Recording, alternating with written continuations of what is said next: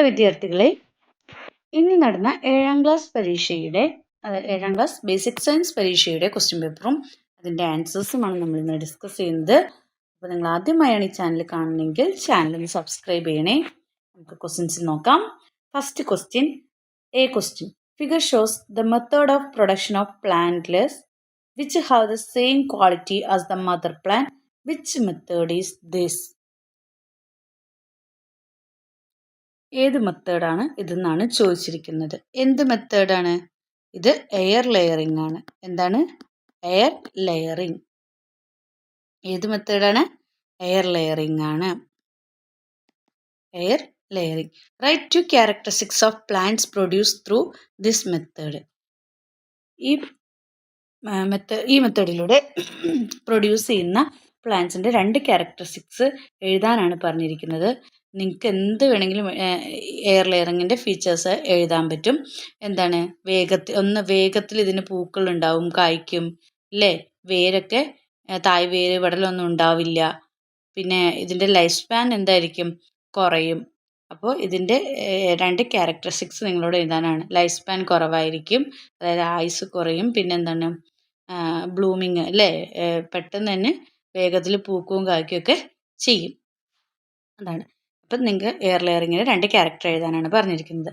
ഈ question, classify the plants given below by giving suitable titles based on the different methods of rooting. റൂട്ടിങ്ങിൻ്റെ ഈ പ്ലാന്റ്സിനെ നോക്കിയിട്ട് ഇത് ക്ലാസിഫൈ ചെയ്യാനാണ് പറഞ്ഞിരിക്കുന്നത്. ഇതിൽ ഫസ്റ്റ് വൺ നമുക്ക് എന്താ എഴുതാം? Air layering. First one air layering. Second one serpentine layering അല്ലേ? എയർ ലെയറിങ്ങും സർപ്പൻറ്റൈൻ ലെയറിങ്ങും ആണ്. അതായത് മലയാളത്തിൽ പറഞ്ഞാൽ നാഗപതിവയ്ക്കൽ എന്ന് പറയും. സർപ്പൻറ്റൈൻ ലെയറിങ്ങും. ഇത് രണ്ടുമാണ് ഹെഡിങ് ആയിട്ട് കൊടുക്കേണ്ടത്. എന്നിട്ട് താഴെയുള്ളതിന് നിങ്ങൾ ഇനി അടുത്തത് സി എന്ന് പറയുന്നത്, ഇപ്പോൾ എയർ ലെയറിങ്ങിൽ വേണ്ടത് ഗുവയുണ്ട്. പിന്നെ അടുത്തത് ഏതാണ്? ഗുവ ഉണ്ട്. പിന്നെ സപ്പോട്ട. അടുത്തേതാണ്? സപ്പോട്ട ഉണ്ട്. പിന്നെ കാഷ്യൂ എഴുതിയിട്ടുണ്ട്. അതുപോലെ സർപ്പൻ ലെയറിങ്ങിൽ നിങ്ങൾക്ക് എന്ത് ചെയ്താം? ബൊഗെയിൻവില്ല അല്ലേ? ബൊഗെയിൻവില്ല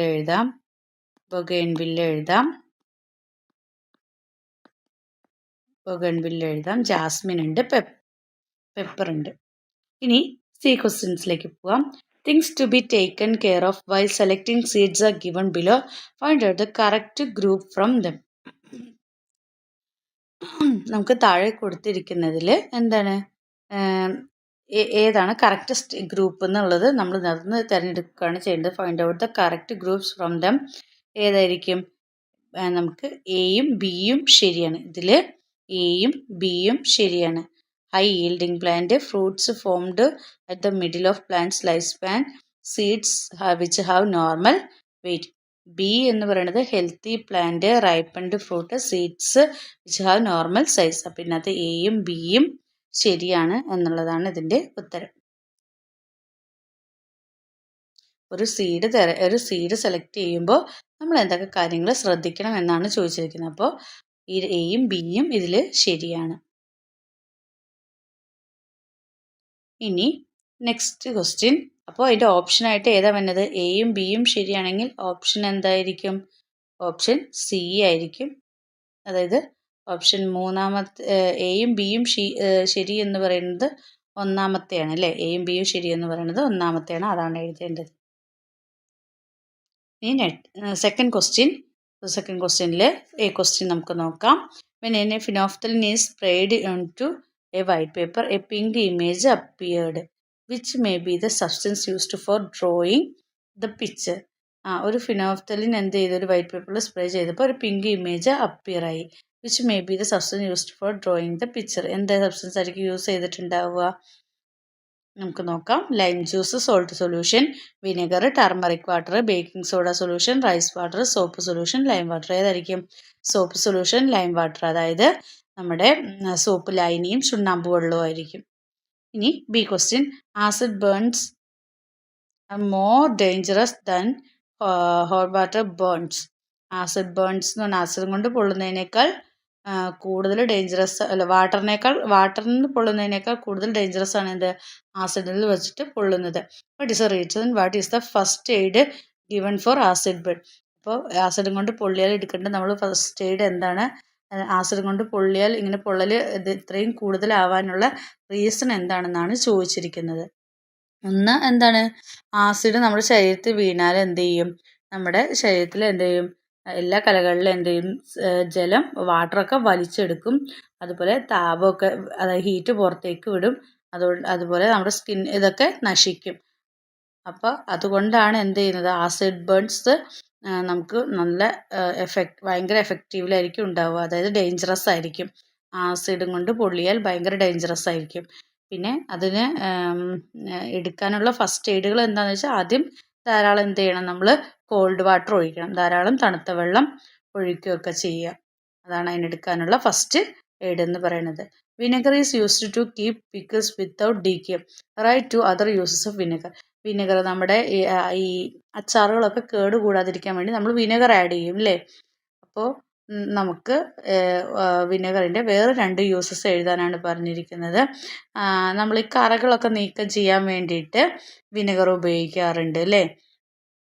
പിന്നെ നമ്മൾ ഗമ്മുകളെയൊക്കെ ഇങ്ങനെ ലയിപ്പിക്കാൻ വേണ്ടിയിട്ട്, അതായത് സൊല്യൂഷൻ ആക്കാൻ വേണ്ടിയിട്ട് നമ്മൾ എന്ത് ചെയ്യാറുണ്ട്, വിനെഗർ ആഡ് ചെയ്യാറ്. അതുപോലെ നമ്മുടെ കുക്കിംഗ് ആവശ്യങ്ങൾക്കൊക്കെ വേണ്ടിയിട്ടും അല്ലേ, അതിനൊക്കെ വേണ്ടിയിട്ട് നമ്മൾ വിനെഗർ യൂസ് ചെയ്യാറുണ്ട് അല്ലേ.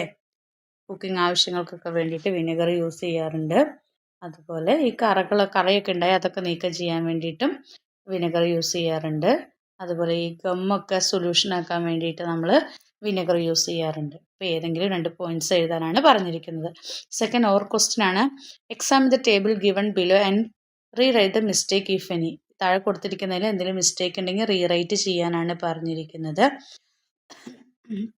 നമുക്ക് നോക്കാം. ഫ്ലോറികൾച്ചർ എന്ന് പറയുന്നത് എന്തിൻ്റെയാണ്, rearing of cultivation of plants ആണ്. ഫ്ലോറികൾച്ചർ എന്ന് പറഞ്ഞാൽ എന്താണ്, പൂക്കൾ കൃഷി ചെയ്യുന്നതാണ്. നെക്സ്റ്റ് എപ്പിക്കൾച്ചർ എന്ന് പറഞ്ഞാൽ എന്താണ്, റിയറിങ് ഓഫ് ഹണി ബി, തേനീച്ച വളർത്തലാണ് അല്ലേ, തേനീച്ച കൃഷിയാണ്. നെക്സ്റ്റ് മഷ്റൂം കൾച്ചർ എന്ന് പറഞ്ഞാൽ എന്താണ്, ഗ്രോയിങ് ഓഫ് മഷ്റൂമിനെ വളർത്തുന്നതാണ്, കൂൺ കൃഷിയാണ്. Last poultry farming, rearing of poultry, അതായത് കോഴികളെയൊക്കെ കൃഷി ചെയ്യുന്നത്, കോഴിക്കൃഷി അതാണ്. അപ്പോൾ ഇങ്ങനെയാണ് ഇത് മാച്ച് ചെയ്യേണ്ടത്.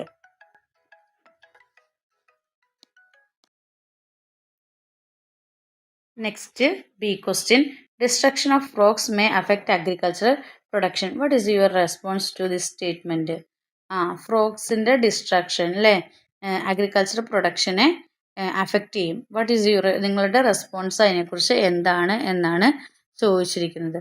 അതായത് ഈ സ്റ്റേറ്റ്മെൻറ്റിനോട് നിങ്ങൾ യോജിക്കുന്നുണ്ടോ ഇല്ലയോ എന്നുള്ളത് എഴുതാൻ, നിങ്ങളുടെ റെസ്പോൺസ് എന്താണെന്ന് പറയാനാണ് പറഞ്ഞിരിക്കുന്നത്. ശരിക്കും നമ്മൾക്ക് ഈ ഭയങ്കര ചില കീടങ്ങൾ അല്ലേ, നമ്മൾ എന്ത് ചെയ്യും, നമ്മുടെ ചെടികളെയൊക്കെ എന്ത് ചെയ്യും, ഒരുപാട് നശിപ്പിക്കും. അപ്പം ഉപദ്രവകാരികളായിട്ടുള്ള കീടങ്ങളെയൊക്കെ തവളകൾ എന്ത് ചെയ്യും, നിയന്ത്രിക്കുന്നു. അപ്പോൾ തവളകൾ ഇല്ലാതായാൽ എന്തായാലും ഈ കീടങ്ങളൊക്കെ എന്ത് ചെയ്യും, പെരുകും. അപ്പോൾ നമ്മളുണ്ടാക്കിയ നെല്ല് കൃഷി ചെയ്ത് ആ കൃഷിയൊക്കെ നശിപ്പിക്കൂല കീടങ്ങൾ. അപ്പോൾ നെല്ല് കൃഷിയും മറ്റുള്ള നമ്മുടെ കൃഷികളെയൊക്കെ നശിക്കാൻ വേണ്ടിയിട്ട് അത് കാരണമാകും. അപ്പോൾ ഈ നമ്മുടെ ഫ്രോഗ്സിൻ്റെ ഡിസ്ട്രക്ഷൻ, അതായത് ഫ്രോഗിൻ്റെ ഈ നാശം എന്ന് പറയുന്നത്, അതായത് ഫ്രോഗുകൾ ഇല്ലാതായാൽ അത് നമ്മുടെ അഗ്രികൾച്ചറൽ പ്രൊഡക്ഷനെ ബാധിക്കും. കാരണം ഈ കുഞ്ഞു കുഞ്ഞു കീടങ്ങളൊക്കെ എന്ത് ചെയ്യും, കൃഷിയെ നശിപ്പിക്കും, വിളകളെ നശിപ്പിക്കും അല്ലേ. C question, which among the following is correct in the groups of hybrid seed. Groups of hybrid സീഡ്സിന് ഏതാണെന്നാണ് ചോദിച്ചിരിക്കുന്നത്. അതിൽ നമുക്ക് നോക്കാം. പാഡിയിൽ പറയുന്നത് Pavithra, Annapurna, Jyothika, chilli, Ujjwala, Jwalamukhi, Bhagyalakshmi. C ladies finger, Salkeerthi, Kiran, Sushta. D brinjal, Haritha, Swetha, Surya. ഇതിലേതാണ്? ഇതിൽ നമുക്ക് നോക്കാം ഏതാണ്. ഒന്നാമത്തേൽ പറയണ എയും ബിയും കറക്റ്റാണ്, രണ്ടാമത്തേൽ സിയും ബിയും കറക്റ്റാണ്, 3 സിയും ഡിയും കറക്റ്റാണ്, 4 എല്ലാം കറക്റ്റാണെന്നാണ് പറഞ്ഞിരിക്കുന്നത്. ഇതിൽ 3 സിയും ഡിയുമാണ് കറക്റ്റായിട്ടുള്ളത്. ലേഡീസ് ഫിംഗറിൻ്റെയും ബ്രിഞ്ചാളിൻ്റെയും ആണ് എന്തുള്ളത്, ഹൈബ്രിഡ് സീഡ്സിൻ്റെ ഗ്രൂപ്പുകളുള്ളത്. ഓക്കെ, നെക്സ്റ്റ് മൂന്നാമത്തെ question. You may have noticed the fans and tube lights are working in the classroom when there are no students. Prepare poster including instruction to prevent wastage of electricity.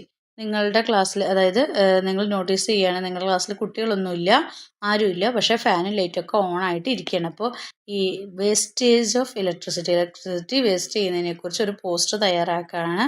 അപ്പോൾ നിങ്ങൾ നല്ലൊരു പോസ്റ്ററൊക്കെ വരച്ച്, ഒരു കോളൊക്കെ വരച്ച് electricity waste ചെയ്യരുത് എന്നുള്ള രീതിയിൽ ഒരു ഇതൊക്കെ എഴുതി പോസ്റ്റർ തയ്യാറാക്കാനാണ് പറഞ്ഞിരിക്കുന്നത്. Next B question. Observe the figure and explain how electricity generated in hydro electric power station. Hydro electric power സ്റ്റേഷൻസിൽ എങ്ങനെയാണ് ഇലക്ട്രിസിറ്റി ഉൽപ്പാദിപ്പിക്കുന്നതെന്ന് എക്സ്പ്ലെയിൻ ചെയ്യാനാണ് പറഞ്ഞിരിക്കുന്നത്. അങ്ങനെയാണ് അണക്കെട്ടിലെ വെള്ളത്തിൻ്റെ ശക്തി ഉപയോഗിച്ചിട്ട് ടർബൈനുകൾ കറക്കിയിട്ടാണ് എന്ത് ചെയ്യുന്നത്, നമ്മുടെ ഡാമുകളിലൊക്കെ വെള്ളത്തിലെ ശക്തിയൊക്കെ ഉപയോഗിച്ച് ടർബൈനുകൾ കറക്കി ജനറേറ്റർ പ്രവർത്തിപ്പിച്ചിട്ടാണ് നമ്മൾ എന്തുണ്ടാക്കുന്നത്, ഇലക്ട്രിസിറ്റി കറണ്ട് ഉണ്ടാക്കുന്നത്. ആ പ്രവർത്തനം എഴുതി കഴിഞ്ഞാൽ നിങ്ങൾക്ക് മാർക്ക് കിട്ടും. C question. Which one of the following system convert energy from the sun to electric energy? ഏതാണ്? Solar cell. ഏതാണ്? Solar cell.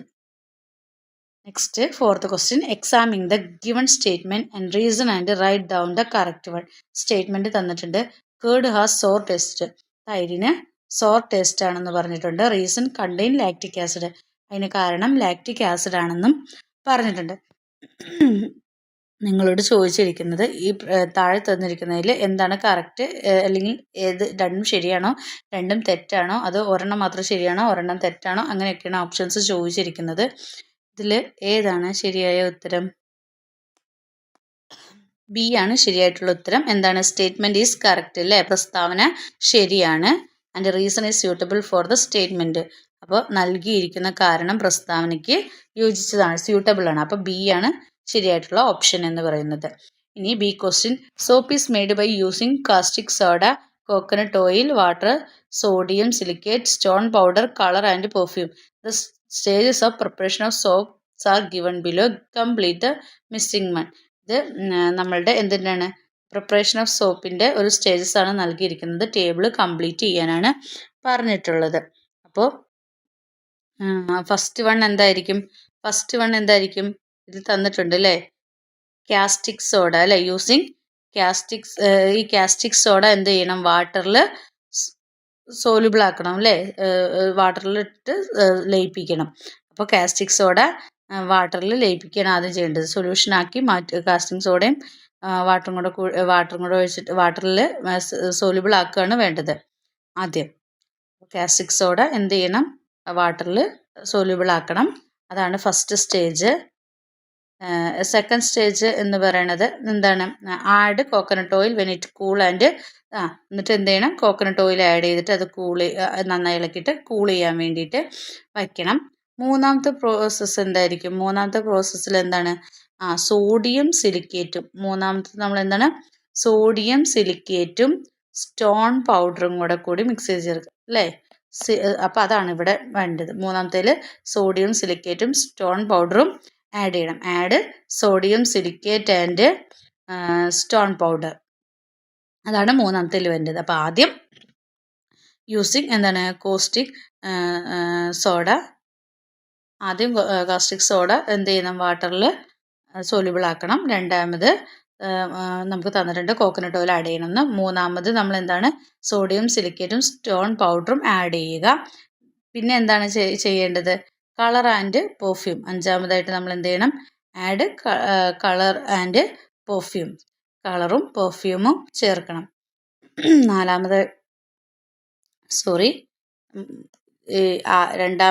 മൂന്നാമത്തേൽ തന്നെയാണ് രണ്ടും കേട്ടോ. സോഡിയം സിലിക്കേറ്റും സ്റ്റോൺ പൗഡറും മൂന്നിലാണ് വരുന്നത്.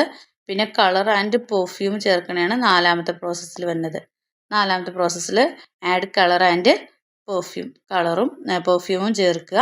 പിന്നെ അഞ്ചാമതായിട്ട് എന്തായിരിക്കും ചെയ്യേണ്ടത്, ഇത് മോൾഡിൽ ഒഴിച്ചു വെക്കണം അല്ലേ. നമ്മൾ ഉണ്ടാക്കിയ സാധനം നമ്മൾ എന്ത് ചെയ്യണം, മോൾഡിൽ തണുക്കാൻ വേണ്ടിയിട്ട് നമ്മൾ എന്ത് ചെയ്യണം, മോൾഡിൽ നല്ല ഉരുകിയിട്ടുള്ള ആ സൊല്യൂഷൻ എന്ത് ചെയ്യണം, മോൾഡിൽ ഒഴിച്ച് വെക്കണം. അതാണ് അഞ്ചാമത്തെ പ്രോസസ്സ് എന്ന് പറയുന്നത്. Remove from the mould after solidification. അതായത് സോൾഡിഫിക്കേഷന് ശേഷം എന്ത് ചെയ്യണം, ഇപ്പോൾ ഇവിടെ വരുന്നത് സോൾഡിഫിക്കേഷനാണ് അല്ലേ. മോൾഡിൽ ഒഴിച്ച് വെക്കണം. മോൾഡിൽ ഒഴിച്ച് വെച്ചിട്ട് അവസാനം എന്ത് ചെയ്യണം, സോൾഡിഫിക്കേഷന് ശേഷം മോൾഡ് റിമൂവ് ചെയ്യണം. അതാണ് അഞ്ചാമത്തെ പ്രോസസ്സായിട്ട് വരുന്നത്. അപ്പോൾ ഓർഡർ ഒന്നുകൂടി പറയാം. ആദ്യം കോസ്റ്റിക് സോഡ വാട്ടറിൽ ആഡ് ചെയ്യുക. രണ്ടാമത്തത് എന്താണ്, സോഡിയം സിലിക്കേറ്റും സ്റ്റോൺ പൗഡറും ആഡ് ചെയ്യുക. അതിനുശേഷം കളർ ആൻഡ് പെർഫ്യൂം ആഡ് ചെയ്യുക. ലാസ്റ്റ് എന്താ, സോൾഡിഫിക്കേഷന് വേണ്ടിയിട്ട് വെക്കുക അല്ലേ. അതായത് ഇത് മോൾഡിൽ ഒഴിച്ച് വെക്കണം. അത് കഴിഞ്ഞ ശേഷം മോൾഡ് റിമൂവ് ചെയ്യുക. ഇനി C question, all acids has sour taste. എല്ലാ ആസിഡ്സിനും സോർ ടേസ്റ്റ് ആണെന്ന് പറയണേ. Write two other properties of acid. ആസിഡിൻ്റെ വേറെ 2 പ്രോസസ്സ് എഴുതാനാണ് പറഞ്ഞിരിക്കുന്നത്. അപ്പോൾ ബ്ലൂ ലിറ്റ്മസിനെ എന്താക്കുന്നു, റെഡ് ആക്കുന്നു. അതുപോലെ നമ്മുടെ മെറ്റൽസുമായിട്ട് പ്രവർത്തിച്ചിട്ട് എന്തുണ്ടാക്കുന്നു, ഹൈഡ്രജൻ ഉണ്ടാക്കുന്നു. ആ 2 പ്രോസസ്സ് എഴുതാം അല്ലേ.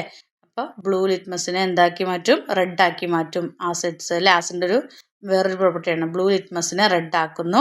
അതുപോലെ മെറ്റൽസുമായിട്ട് പ്രവർത്തിച്ചിട്ട് എന്തുണ്ടാക്കും, ഹൈഡ്രജൻ ഉണ്ടാക്കുന്നു. അങ്ങനെ 2 പ്രോപ്പർട്ടീസ് നിങ്ങൾക്ക് എഴുതാം. ഇനി അഞ്ചാമത്തെ ക്വസ്റ്റ്യൻ നമുക്ക് നോക്കാം. Examine the table and find out the correct group. Table നോക്കിയിട്ട് കറക്റ്റ് ഗ്രൂപ്പ് ചെയ്യാനാണ് പറഞ്ഞിരിക്കുന്നത്. ആദ്യം തന്നിരിക്കുന്നത് യൂറിയാണ്. യൂറിയയിൽ ഏതാണ്, യൂറിയ ബി അല്ലേ, കെമിക്കൽ ഫെർട്ടിലൈസറാണ്, ബി ആണ്. രണ്ടാമത്തത് ടുബാക്കോ ഏതാണ്, സി ആണ്. ഓർഗാനിക് പെസ്റ്റിസൈഡാണ്.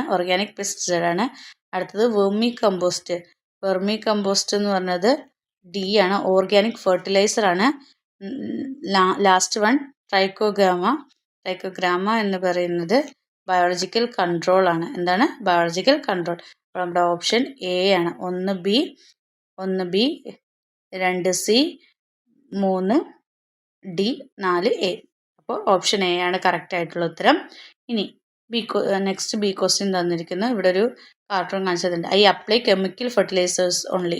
ഈ ഫാർമർ പറയണേ ഇദ്ദേഹം എന്താണ്, കെമിക്കൽ ഫെർട്ടിലൈസേഴ്സ് മാത്രമേ ഉപയോഗിക്കുള്ളൂ എന്ന്. അപ്പോൾ ഈ ഫാർമർ പറയണ I apply only organic fertilisers, ഞാൻ ഓർഗാനിക് ഫെർട്ടിലൈസേഴ്സ് മാത്രമേ ഉപയോഗിക്കുള്ളൂ എന്ന്. അടുത്ത ആൾ പറയണ I apply both chemical and organic fertilisers. അടുത്ത ആൾ പറയണ ഞാൻ എന്ത് ചെയ്യും, കെമിക്കലും മറ്റേ ഓർഗാനിക് ഫെർട്ടിലൈസർ രണ്ടും അപ്ലൈ ചെയ്യുമെന്ന് പറയുന്നു. ഇനി whose opinion do you agree with, why. നിങ്ങൾ ഇതിൽ ആരുടെ ഒപ്പീനിയനാണ് എഗ്രി ചെയ്യുന്നത്, എന്തുകൊണ്ടാണെന്നാണ്. സ്വാഭാവികമായിട്ടും നമ്മൾ ആരുടെ ഒപ്പീനിയനാണ് എഗ്രി ചെയ്യുക, മൂന്നാമത്തെ ഫാർമറിൻ്റെ ആയിരിക്കും അല്ലേ, തേർഡ് ഫാർമറിൻ്റെ ആയിരിക്കും. കാരണം എന്താ, നമ്മൾ ഓർഗാനിക് ഫെർട്ടിലൈസേഴ്സ് കൂടുതലും പിന്നെ എന്താണ്, പിന്നെ കെമിക്കൽ ഫെർട്ടിലൈസേഴ്സ് കുറച്ചും കൂടി മിക്സ് ചെയ്ത് ഉപയോഗിക്കുന്നതാണ് എന്ത്, നമ്മുടെ കൂടുതൽ മെച്ചമായിട്ടുള്ളത്. അപ്പോൾ ഓർഗാനിക് ഫെർട്ടിലൈസേഴ്സും കുറച്ച് എന്താണ്, കൂടുതൽ ഓർഗാനിക് ഫെർട്ടിലൈസേഴ്സും കുറച്ച് കെമിക്കൽ ഫെർട്ടിലൈസേഴ്സും കൂടി മിക്സ് ചെയ്ത് നമ്മൾ വളം ആയിട്ട് ഉപയോഗിച്ച് കഴിഞ്ഞാൽ അതാണ് എന്ത്, നമുക്ക് കൂടുതൽ അങ്ങനെയുള്ള വളപ്രയോഗമാണെങ്കിൽ എന്ത്, നമുക്ക് കൂടുതൽ മെച്ചമെന്ന് നമുക്ക് അറിയാം അല്ലേ. അപ്പോൾ കൂടുതൽ വിളകൾ കിട്ടും അല്ലേ. Okay. C question, which method of pest control is by using traps or by hand picking. Name and equipment available in the market for this. ഏതായിരിക്കും, ഫിറമോൺ ട്രാപ്പ് അല്ലേ, ഫിറമോൺ ട്രാപ്പ് അല്ലേ, നിങ്ങൾക്ക് എഴുതാം അല്ലേ, ഫിറമോൺ ട്രാപ്പാണ്. നെക്സ്റ്റ് 6th ക്വസ്റ്റ്യൻ താഴെ നൽകിയിരിക്കുന്നത് നോക്കൂ. ഇവിടെ താഴെ ഒരു ഫിഗർ തന്നിട്ടുണ്ട്. Did you observe the figure, which gas is filled in the balloon. ഈ ബലൂണിൽ ഏത് ഗ്യാസാണ് ഫില്ല് ചെയ്യുന്നത് എന്നാണ് ചോദിച്ചിരിക്കുന്നത്. ഏതാണ്, ഹൈഡ്രജൻ ആണ്. ഏതാണ്, hydrogen. B, what are the properties of the gas filled in the balloon. എന്താണ് ഗ്യാസ് ബലൂണിൽ ഫില്ല് ചെയ്യുന്ന ഗ്യാസിൻ്റെ പ്രോപ്പർട്ടീസ് എന്തൊക്കെയാണ്. ഒന്ന് വെയിറ്റ് അല്ലേ, ലെസ് വെയിറ്റ് ആണ്, വെയിറ്റ് കുറവാണ്, ലെസ് വെയിറ്റ് ആണ്, വെയിറ്റ് കുറവാണ്. പിന്നെ എന്താണ്, ഇതെന്ന് പറഞ്ഞാൽ കത്തുന്ന വാതകമാണ് ഹൈഡ്രജൻ എന്ന് പറയുന്നത് അല്ലേ. ഫ്ലെയിമബിൾ ഗ്യാസ് ആണ്. അപ്പോൾ നിങ്ങൾക്കറിയാവുന്ന 2 ഹൈഡ്രജൻ്റെ പ്രോപ്പർട്ടീസ് എഴുതാനാണ് പറഞ്ഞിരിക്കുന്നത്. ഇനി next C question, plan an experiment to produce the same gas using vinegar and magnesium ribbon. നിങ്ങളോട് പറഞ്ഞിരിക്കുന്നത് ഈ ഹൈഡ്രജൻ നിർമ്മിക്കുന്ന ഒരു പരീക്ഷണം ചെയ്യാനാണ് അല്ലേ, എക്സ്പെരിമെൻറ്റ് ഇത് ചെയ്യാനാണ് പറഞ്ഞിരിക്കുന്നത് വിനെഗറും മഗ്നീഷ്യം റീബറും വച്ചിട്ട്. അപ്പോൾ ആ എക്സ്പെരിമെൻ്റ് എഴുതാനാണ് പറഞ്ഞിരിക്കുന്നത്. Next 6th question, observe the 6th ബിയിലെ ക്വസ്റ്റ്യൻസ് ആണ്. Observe the figure, which metal is commonly used for electricity to pass through. ഇതിൽ ഏത് മെറ്റലാണ് യൂസ് ചെയ്തിരിക്കുന്നതെന്നാണ് ചോദിച്ചിരിക്കുന്നത്. ഏത് മെറ്റലാണ് യൂസ് ചെയ്തിരിക്കുന്നത്? ഏതാണ്? സി, അലൂമിനിയമാണ് യൂസ് ചെയ്തിരിക്കുന്നത്. ഏതാണ്?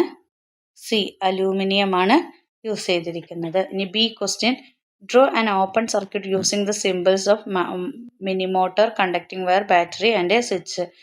ഇത് വച്ചിട്ട് ഒരു സർക്യൂട്ട്, അതായത് നിങ്ങൾക്കറിയാം മിനി മോട്ടറിൻ്റെ സിമ്പിൾ അറിയാം, കണ്ടക്ടിങ് വയറിൻ്റെ സിമ്പിൾ, അതുപോലെ ബാറ്ററിയുടെ സ്വിച്ചിൻ്റെ ഈ സിമ്പിൾസ് ഒക്കെ വെച്ചിട്ട് ഒരു സർക്യൂട്ട് വരയ്ക്കാനാണ് പറഞ്ഞിരിക്കുന്നത്.